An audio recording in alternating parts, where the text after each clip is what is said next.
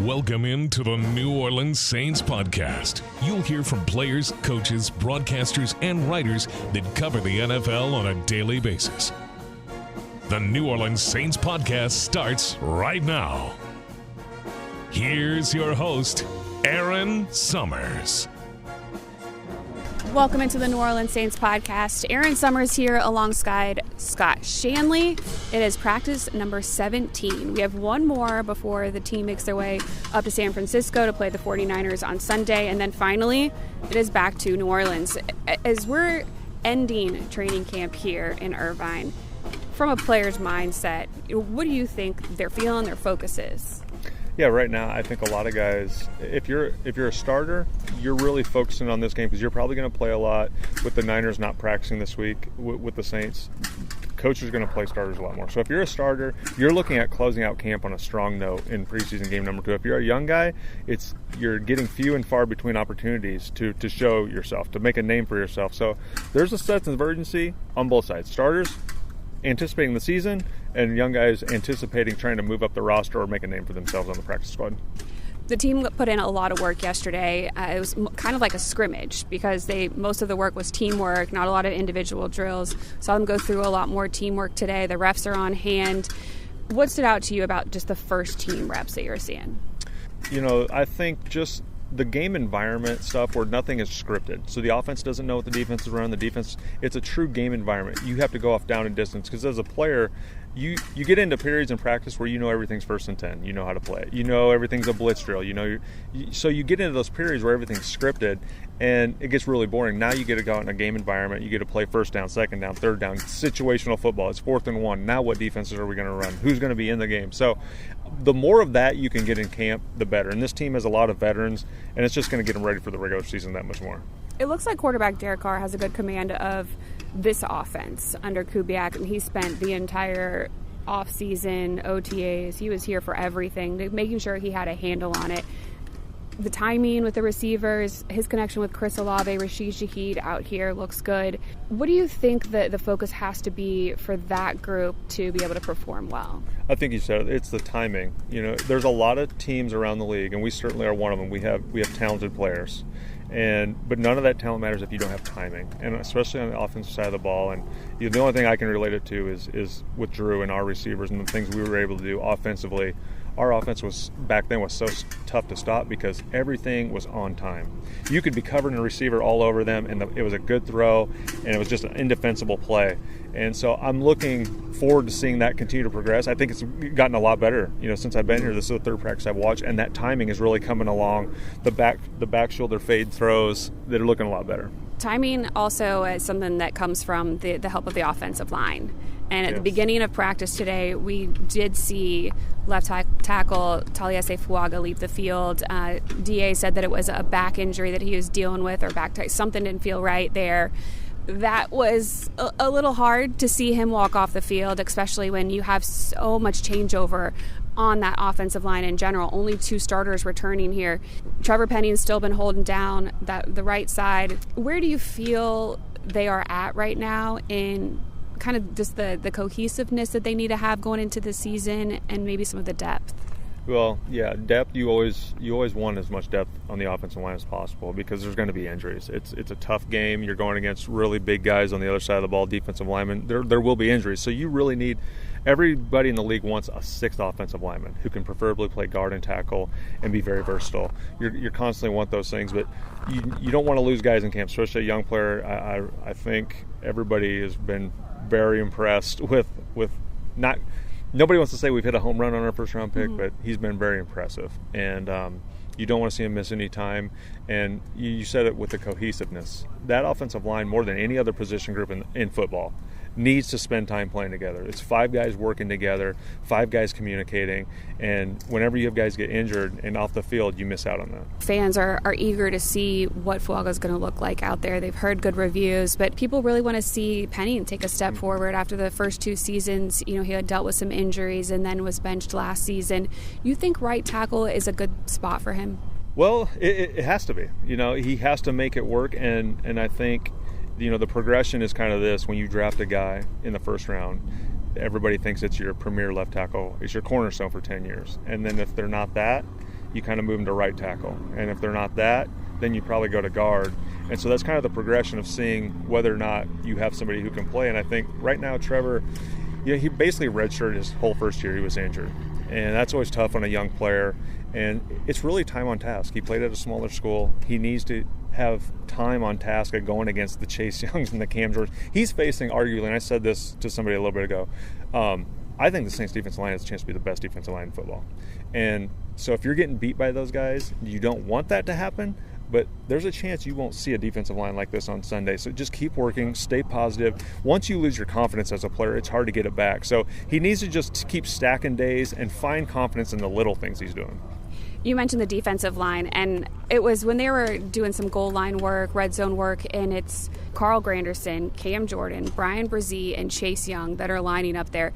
How intimidating is that to line up against? It is intimidating, and it's exhausting because you never get a break. We talked about the offensive line depth. This defensive line has depth, and then depth on depth. We have tons of guys who can get after the passer. There are tons of guys who. How many guys have an all-time sack leader for their franchise who's going to play D-tackle to get other people on the field? So it's a good problem to have.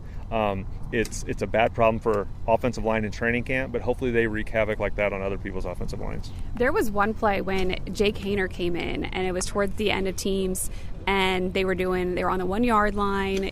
He looked like he handed it off to the running back, and it actually ended up staying in Jake Haener's hands, and he ran to the left and untouched, completely fooled everybody on the field.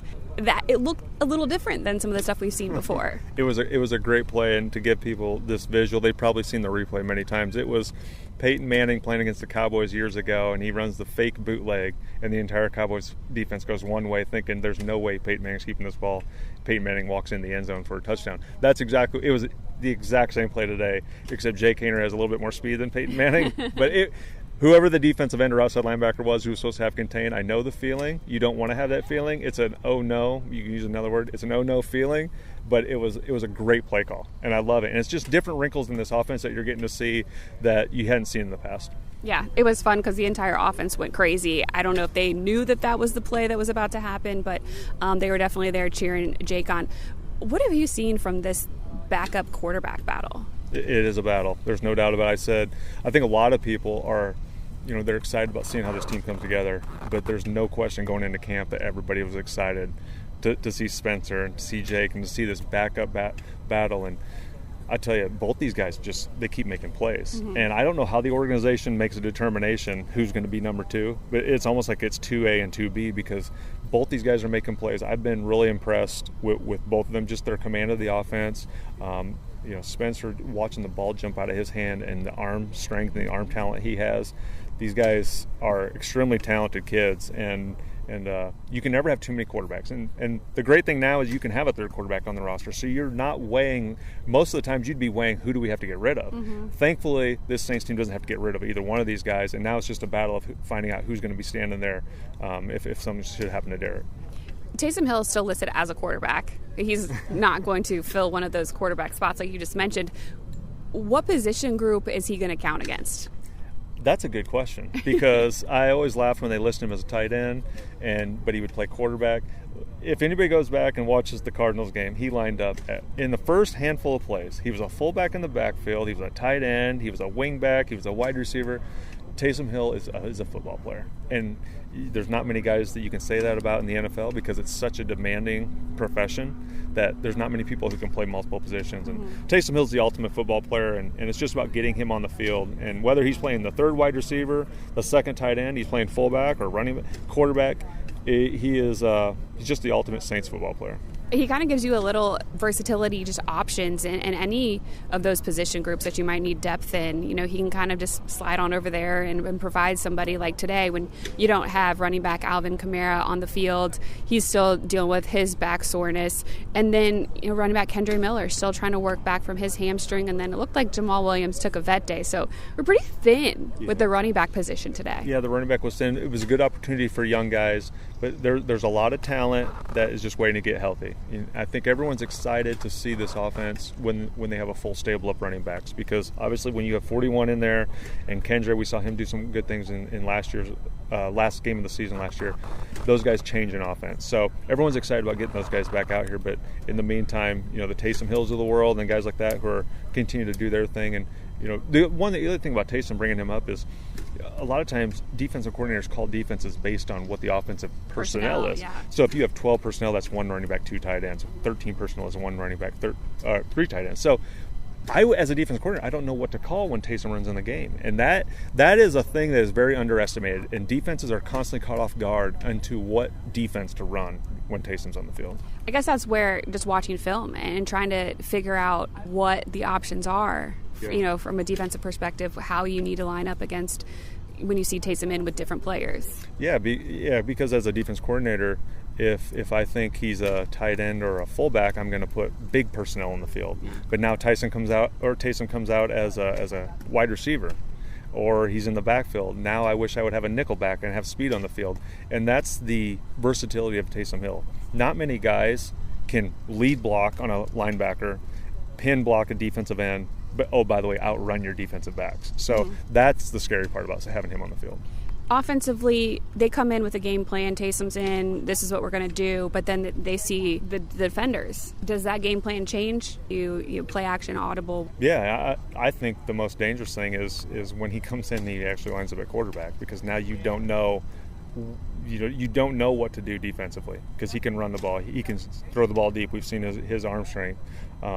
He can run a reverse and throw the ball off a reverse. His ability to, I just mentioned him blocking. I mentioned him running the ball backfield, but then you have to say he can throw the ball. So he's the ultimate weapon to keep defenses on their heels the entire game. And we haven't seen him really play much quarterback here at training camp, which is different. Usually he will get some reps with the QBs, but we have seen him line up, take a direct snap. He did throw, I think, on one play, and it was funny because Derek slid out to the outside and was left completely uncovered, and he took offense to that, but I kind of understand. But there's been a lot of different wrinkles that we've seen with this offense, so it's going to be fun to see how that continues to unfold. How much do you expect to see in their game planning on Sunday, because they weren't able to run it here against the 49ers in joint practice? Yeah, I think for the second preseason game, you will see the starters play a lot more. It's not going to be 12 plays like it was against Arizona. And you're going to see a little more expanded version of the offense.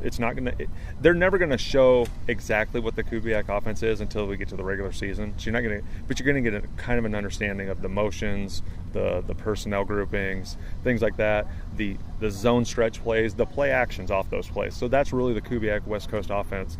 You're going to see more of that this week. And it's just natural that you're going to see more of it because the guys are going to play more. And you're going to be going against a really good team who's familiar with your offense. So I think there will be more wrinkles in an offense in preseason game number 2 than you would normally see, just because they're familiar with this offense. And you want to have success. I don't care if it's preseason. You're trying to win at everything. You will see some more wrinkles this week.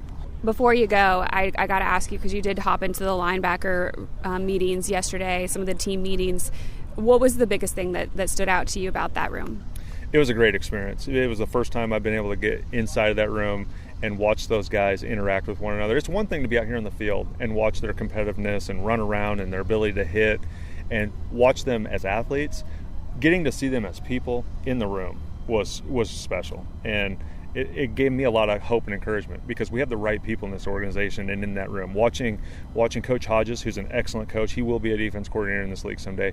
Excellent coach. But it was the Demario Davises of the world. It was Pete Warner coaching the young guys. Watching the young guys reciprocating that coaching, asking tons of questions. And it truly is a family room in there. And anytime, it's not like that all around the league. A lot of times old guys are like, I'm not sharing anything with you because you're trying to take my job. And so no one's taking Demario Davis's job. No one's taking Pete Warner's job. Those guys they just want to win. And that's the sense I got. Even though they're not going to take someone's job, because those jobs are there, may the Saints change the defense up a little bit because of maybe what Willie Gay Jr.'s done? Yeah, I definitely think Willie is such an athlete. He has so much versatility. He's explosive. You saw it against Arizona. He had the tackle for loss 5 or 6 yards behind line of scrimmage. He's a disruptor. And when you have players like that who can disrupt the offense, you have to find ways to get them on the field. And now it's just about mixing and matching your personnel on defense. And it's hard because I just said I think we have the ability to be the best D-line in the league. So how do you take one of those guys off the field to put another linebacker on the field? It's going to be interesting. But you can never have too many of those guys. I know DeMario was battling injuries a little bit. Pete's been battling injuries a little bit. And you can never have too much depth at that linebacker position. You need guys who can run and cover, and we have 3 of those guys. Yeah. Awesome, Scott. Thank you so much. Enjoyed having you here this week. Yep, no problem. Thank you. That does it for this edition of the New Orleans Saints podcast. We'll be back with one more Friday before the team will head to Santa Clara area to take on the San Francisco 49ers on Sunday. You can always watch that Fox. It'll be on at 7 o'clock Central. Don't miss that. And then the team will head back to New Orleans afterwards. So we'll be back there pretty soon. It's kind of flown by here in Irvine. Been a good time, but definitely ready to get back to New Orleans. Thanks for listening to the New Orleans Saints podcast. Join us 3 times per week on NewOrleansSaints.com, the Saints mobile app, or you can download the podcast on iTunes. We'll see you next time, right here on the New Orleans Saints podcast.